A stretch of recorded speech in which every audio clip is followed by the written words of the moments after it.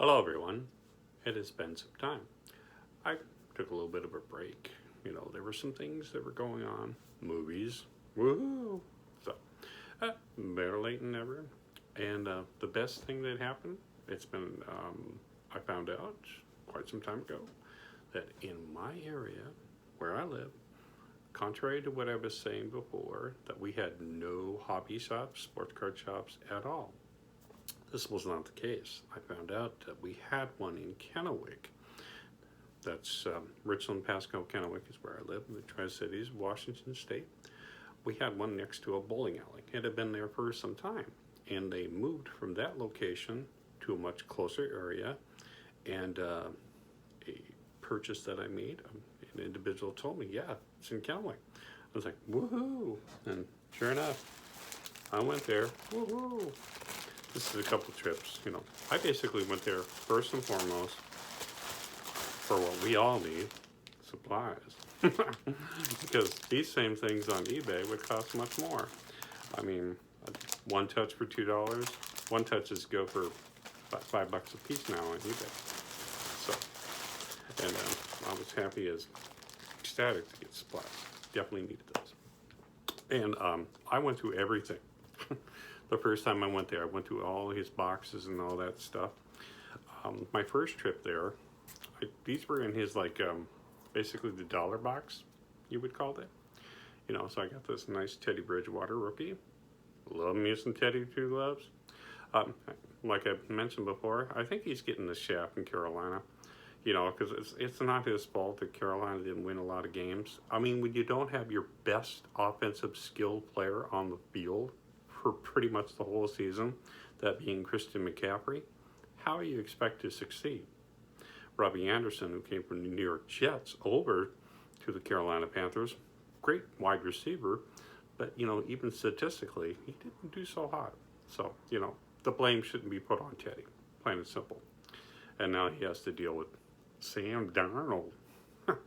Sam Darnold, yeah, well, don't want to say much about him. And of course I got this, because the Baltimore Ravens, one of their skilled coaches that were brought in to help develop the wide receiving core is none other than T. Martin. I got this for a couple bucks. This is T. Martin's SP Authentic rookie. He was a great quarterback in college.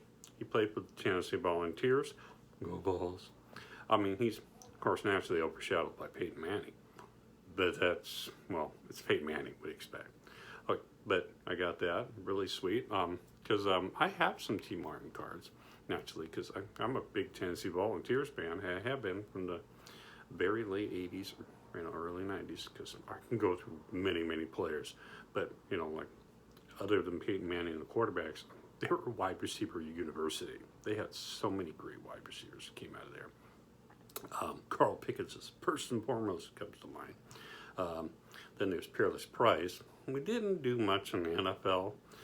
It is what it is with Peerless Price, but he was, I would say, underutilized, because the teams that he was drafted by, they didn't exactly put him out there. Buffalo Bills, that's where he was drafted from. But there's T. Martin. And then, okay, this was on my first trip to the sports card shop. That's in where I live in the Tri-Cities. He had this little box a lot of all PSA graded stuff. So I got this for about $5. Woohoo! You're going to be seeing a lot more Gary Sheffield in the coming videos, because Gary is the only player I think who has a very strong chance of making the Major League Baseball Hall of Fame, regardless of being in that pool, the steroid era.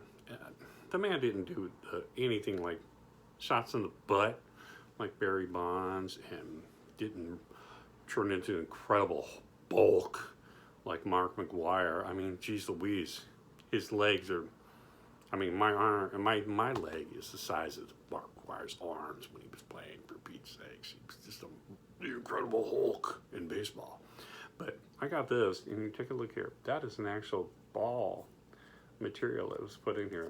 Because I remember when these came out, back in the day.